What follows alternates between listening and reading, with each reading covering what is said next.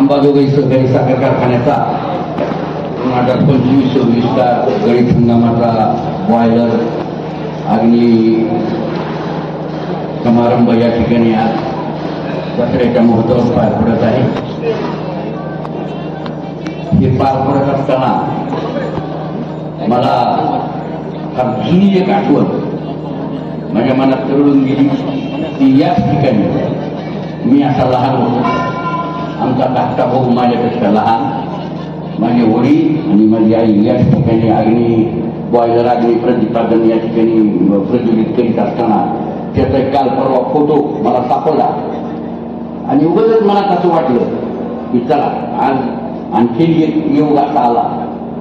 पण परिस्थिती अशी झाली की या ठिकाणी या समारंभाला महादेव महाराज आले, चेअरमन, आमचं सर्व संचालक मंडळ, कारखान्याचा स्टाफ, MD साहेब सगळे या ठिकाणी आले. या ठिकाणी पत्रकार बांधव आहेत, या ठिकाणी या परिसरातील सर्व जुनी मंडळी, आमचे मित्र परिवार, आमचा हितचिंतक सगळे या ठिकाणी आलेले. आम्हाला एक आता न राहून एक असं वाटतं की मला आपले भणसळीचे कुठे खायचं. त्यांना पाहिल्यानंतर एक असं मला एक आठवण आली की DN पाटील आणि बाबूराव जामकर हे दोघ जण टोकाचे विरोधक एकमेक.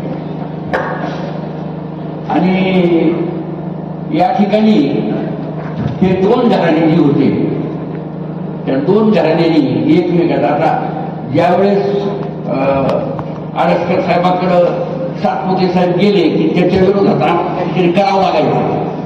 आमच्या दोघांच्या विरोधामुळं या ठिकाणी आमदाराचा जन्म होऊ शकतो अशी ही दोन घराणी त्या काळात होती. परंतु आज परिस्थिती अशी झाली की आम्हा दोघांनाच असं जाणवलं की आता लई टोकाचा विरोध करून भागत नाही, आता एकत्र आल्याशिवाय जमत नाही. आणि मग काळाची पावलं ओळखून आम्ही आज या ठिकाणी आलो. आज या ठिकाणी आपला बॉयलर प्रज्वलित झालेला आहे. तुम्हाला एक सांगतो की आता मी संत गोपाळबुवा महाराजांच्या गळीत हंगामाची मी सुरुवात करून आलो. मुळी टाकायच्या कार्यक्रमात आम्ही पण प्रमुख उपस्थिती होती, तिथं पण ती उपस्थिती केली. आज परिस्थिती अशी आहे की अंबाजोगाई कारखाना आज त्या फिनिक्स पक्षासारखं आज उभा राहायचा प्रयत्न करतोय. आज या ठिकाणी नामदार धनंजय मुंडे साहेबांनी आम्हाला 80 कोटी रुपयाचं कर्ज दिलं. त्याच्यामधून हा कारखाना आता कर्जमुक्त, फक्त या कॅपॅसिटीच्या कारखान्यावर सगळ्यात कमी कर्ज असलेला अंबाजोगाईचा कारखाना. आणि तुम्हाला सांगतो की ज्या कारखान्याची कॅपॅसिटी 1250 अशा कारखान्यावर 400-400 500 कोटीचे कर्ज आहे. आपल्याकडे 80 कोटी कर्ज आहे. हे कर्ज आता संपून जवळपास 2 महिने झाले. त्याच्यानंतर आम्ही दोघं बसलो. मी म्हणलं आता कसं करायचं. मी म्हणलं आता म्हणलं रमेशरावला मला आता का म्हणलं तू का म्हणे कसं तसं होईल तसं. एकदा शिंदी ऍड केली तर आपल्याला हायगाई करून भागत नाही. आपल्याला हा कारखाना यशस्वी चालवल्याशिवाय आपल्या पुढे गत्यंतर नाही. कारण हात चालवला आता मला काही कुठलं अँबिशन्स नाही. आता कदाचित म्हणजे तुम्हाला अँबिशन्स आहेत समजा आमदारची, विधानसभा, हे ते 12 भानगडी. आता आमचं सगळं थुकून गेलेलं काम आहे. आता आम्ही काही कुठल्या निवडणुकीच्या भानगडीत नाही. म्हणून आम्हाला ह्या साखर कारखान्यामधून एक नवीन आमदार या ठिकाणी घडवू शकतो हा आंबा साखर कारखाना, हे आपल्याला भविष्यकाळात दाखवायचं. आणि आडसकर साहेब त्यांच्या ह्याच्यामध्ये सांगतील की मागच्या बारीला ज्यावेळेस कॉम्प्रोमाइज करायची वेळ होती त्यावेळेस काय घोटाळे झाले की आम्हाला कॉम्प्रोमाइज झालं नाही. परंतु त्यावेळेस कॉम्प्रोमाइज झालं नाही, ते नुकसान झालं की नाही कारखान्याचं. आपल्या दोघांचं सोडा, आपल्या दोघांचं 12 महिने नुकसानीचं होतं. पण कारखान्याचं नुकसान झालं एवढं मात्र मी तुम्हाला हक्काने सांगतो की आमच्या दोघांचं कॉम्प्रोमाइज होणं फार गरजेचं होतं. परंतु ते काही साध्य झालं नाही. चला जे राय दुरुस्त आहे. परंतु अंबाजोगाई कारखाना मी काल परवाच्या जीबीच्या कार्यक्रमात सुद्धा सांगितलं की प्रामाणिक हा कारखाना कसा चालवायचा आहे आणि याच्यातून काय करावं लागतं. आणि बीड जिल्ह्यातलाच नाही तर भोवतालच्या सर्व साखर कारखान्यापेक्षा चांगला गळीत हंगाम आणि यशस्वी गळीत हंगाम करून यशस्वी भाव.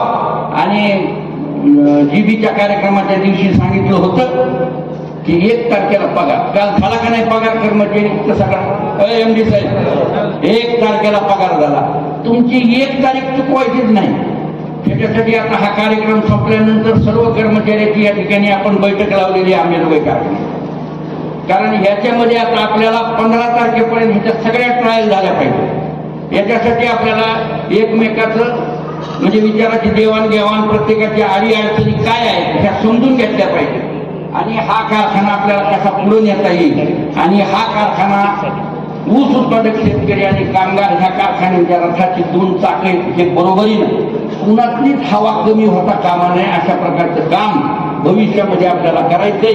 आणि ही जी किमया आहे ते आडसकर साहेब आणि मी मला असं वाटत होतं सुरुवातीला की ह्याच्यात माझं जमतंय का नाही. पण त्यांनी जमवून घेतलंय का मला बरं वाटायला हे काही कळायला. पण आता काय आता मला एकदम तर काय म्हणणार की हे सगळं झालं की आता तिचं नाव लगेच सांगायचं. परंतु एक सांगतो की ज्यावेळेस आम्ही एकत्र आलो विश्वासानं त्या विश्वासानं अंबाजोगाई सहकारी साखर कारखान्याचा कर्मचारी आणि ऊस उत्पादक सभासदाला आणि शेतकऱ्याला या ठिकाणी अंबाजोगाई कारखान्यातून 100% न्याय देण्याचं हमी आणि वचन या ठिकाणी देतो. आणि आपण सर्वजण सर्व उपस्थितांना सभासदांना कर्मचाऱ्यांना दिवंगत कर्मचाऱ्यांना दिवंगत सभासदांना यापूर्वी श्रद्धांजली पण अर्पण करतो. आणि उपस्थितांचे मी दसऱ्याच्या शुभ मुहूर्तावर सर्वांना मी अभिष्ट चिंतन करतो. तुम्हाला सुखाचे समृद्धीचे आणि ऊसाच्या उत्तुंग भावाचे दिवस भविष्यात येवोच अशा प्रकारची अपेक्षा आणि शुभेच्छा तुम्हाला देतो. आणि धन्यवाद.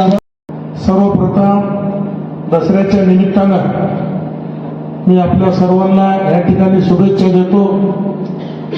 आज नवीन वर्ष नवा दिवस घेऊन आपण अंबाजोगाई साखर कारखान्याची वाटचाल या ठिकाणी करीत आहोत. 1969ला म्हणजे मी जन्माच्या 2 वर्ष आधी या कारखान्याची सुरुवात झालेली. आणि हा कारखाना होत असताना आबांनी सांगितल्यामुळे आठवलं की त्या काळामध्ये ह्या केज विधानसभा ह्या बीड जिल्ह्यामध्ये 3 प्रस्ताव होते. आणि ह्या 3 प्रस्तावामध्ये सगळ्याचं सेंटर म्हणून हा अंबाजोगाई कारखाना त्या ठिकाणी स्थापन झाला. त्यावेळेस स्वर्गीय DN पाटील साहेब त्या कारखान्याचे चेअरमन झाले. आडसकर साहेब व्हाईस चेअरमन झाले. बापू आपले भगवानराव बापू लोपटे असे मोठमोठे दिग्गज ॲडव्होकेट शेवले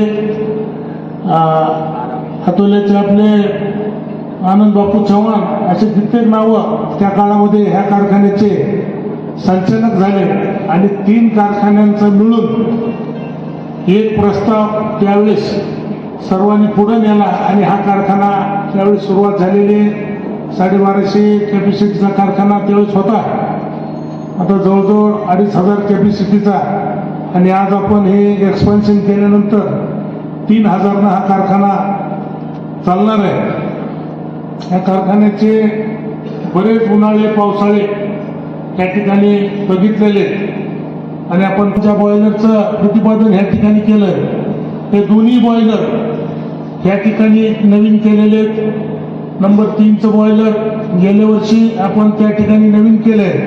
आणि ह्या जे मिल आहेत ह्या मिल सुद्धा आपण ह्या ठिकाणी नवीन करायचं. ह्या ठिकाणी नवं आणि जुनं मशिनरी वापरून ते मिल सुद्धा ह्या ठिकाणी आपण नवीन केलेले आहेत.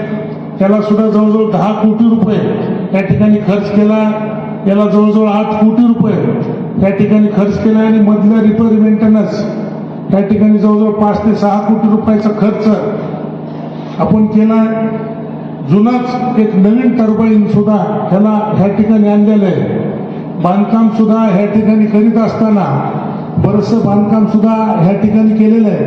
म्हणजे असं 30 ते 40 कोटी रुपयाचं काम त्या कारखान्यामध्ये ह्या वर्षी नवीन झालेलं आहे आणि आपल्याकडे 25 कोटी रुपये होते. मग आम्ही राजीव वावतळे यांनी मिळून त्याच्यामध्ये काही कॉन्ट्रीब्युशन करून हा कारखाना पुढे न्यायचा त्या ठिकाणचा आमचा प्रयत्न राहिलेला आहे. डिस्टिलरी आहे.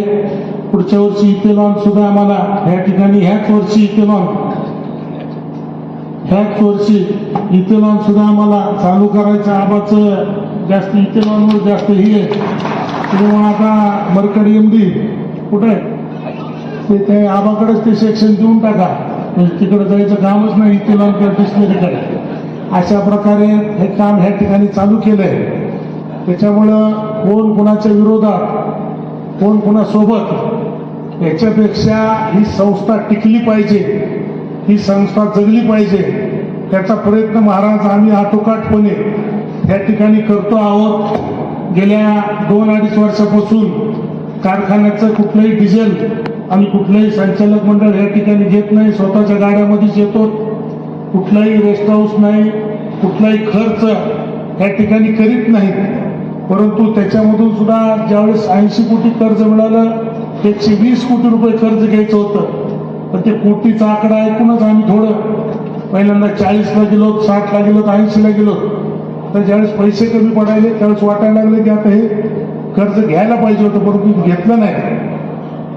परंतु आपल्या सर्वांची ही जिद्द हा कारखाना चालू करण्याची होती, ती आम्ही ह्या तिथपर्यंत ही जिद्द ह्या ठिकाणी आणून ठेवलेली आहे.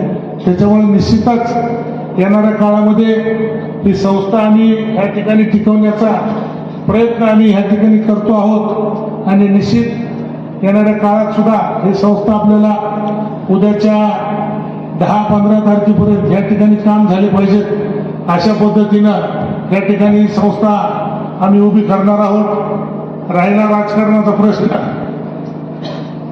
जसा हा कारखाना दुसरा साहेब मी जन्माच्या आधीचा आहे, तसा हा मतदारसंघ सुद्धा मी जन्माच्या आधीचाच राखीव आहे. त्याच्यामुळे आता कोणत्याच गोष्टीचं काही त्याच्यामध्ये आपल्याला काही वाटत नाही.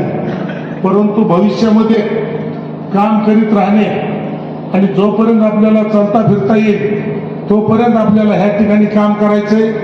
ही संस्था जवळजवळ 9 तालुके आणि 3 जिल्ह्याची ही संस्था आहे. ही संस्था टिकवायचा आमचा प्रयत्न राहील. आबा जरी म्हणले आम्हाला आता पुढे राजकारण करायचं नाही, परंतु आम्हाला कवा करायचंय कधी कधी, त्यावेळेस आपण तर निश्चित आमच्यासोबत राहणारच आहोत. परंतु त्याच्यापेक्षा राजकारणापेक्षा आता आपण ह्या ठिकाणी बघितलंय प्रचंड असा जातीवाद त्या महाराष्ट्रामध्ये बीड जिल्ह्यामध्ये चाललेला आहे.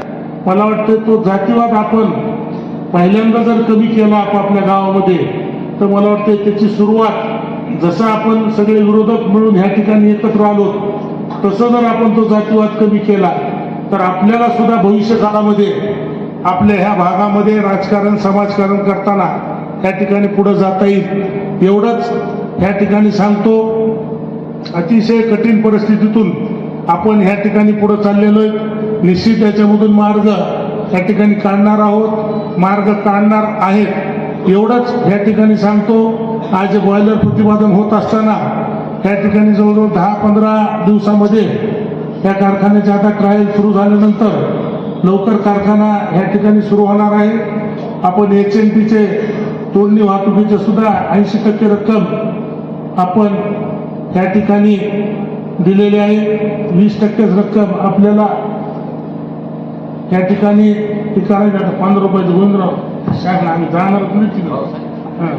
त्या ठिकाणी नाही भाव तर आपण आपल्या बीड जिल्ह्यातील जे काही कारखाने बीड जिल्ह्यातील मग किती लहान असू का मोठा असू कारखाना त्याच्या बरोबरीनंच किंबहुना त्याच्यापेक्षा 1 रुपये तरी भाव त्या ठिकाणी आपण देणार आहोत. आपण सुद्धा सर्वांनी आपलाच हा कारखाना समजून ह्या ठिकाणी ह्या कारखान्याला ऊस ह्या ठिकाणी दिला पाहिजे. कारण कुठलीही सुरुवात करताना जरी कठीण याच्यातून झाली तरी त्याचा शेवट ह्या ठिकाणी पुढच्या भविष्यकाळामध्ये चांगला होणार आहे. ह्या कारखान्याला 4-5 वर्ष तरी कुठलीही बँक ह्या कारखान्याला मिळणार नाही, परंतु आम्ही सर्व त्या ठिकाणी एक चांगलं काम उभा करून, चांगलं गाळप त्या ठिकाणी उभा करून, ह्या वर्षी डिस्लरी चांगली चालून ह्या वर्षी इथेनॉल आपल्याला कसं लवकर काढता येईल त्या पद्धतीनं सुद्धा ह्या ठिकाणी आम्ही काम करणार आहोत. एवढंच ह्या ठिकाणी सांगतो. आणि उद्याच्या काळामध्ये ही संस्था वाचवायचा आमचा प्रयत्न आहे. तो प्रयत्न उद्याच्या काळामध्ये आपण चांगल्या पद्धतीने करू, एवढंच बोलतो. त्या ठिकाणी राजकिशोर मोदी व ॲडव्होकेट विष्णुपंत सोळंके आणि चव्हाण सर, कुठे चव्हाण सरचा एक सत्कार करता. पापा शब्द नाही केलं तरी जमतंय, परंतु चव्हाण सरचा सत्कार त्या ठिकाणी आम्हाला करावं लागतंय. प्रकाश एक सुद्धा म्हणजे संपूर्ण पीपल्स बँक सुद्धा आल्यामुळं अजून आम्हाला ह्या ठिकाणी म्हणजे आपल्या सर्व सभासदांना सुद्धा त्याच्यामधून आम्हाला नेहमीच सातत्यानं या संजय भाऊ, या बबनराव, या गेल्या 10 वर्षापासून पापा शेठनी आपल्या ह्या कारखान्याला त्या ठिकाणी मदत केलेली आहे. एवढंच या ठिकाणी सांगतो.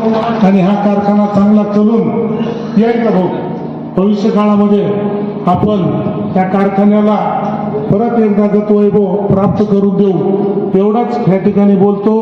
थांबतो. जय हिंद, जय महाराष्ट्र.